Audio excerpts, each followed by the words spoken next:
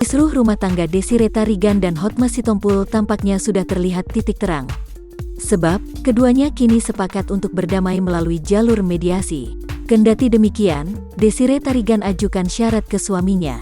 Melalui Hotman Paris, kuasa hukumnya, syarat Desiree Tarigan adalah meminta Hotma Sitompul mengembalikan asetnya. Syaratnya nggak banyak karena harta Gonogini ternyata nggak banyak. Rumah yang ditepati, itu lagi dibicarakan ada kemungkinan dikembalikan tanahnya, ungkap Hotman Paris yang dikutip langsung dari kanal YouTube Cumi Cumi, Rabu, tanggal 2 Juni tahun 2021.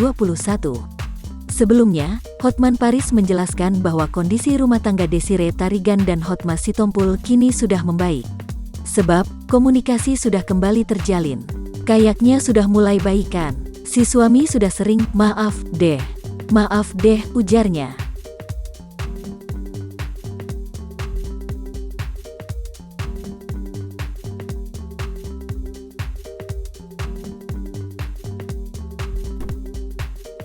Kendati demikian, Hotman melanjutkan bahwa mediasi yang akan segera dilangsungkan itu bukan berarti Desiree dan Hotma akan rujuk, melainkan bentuk perdamaian semata.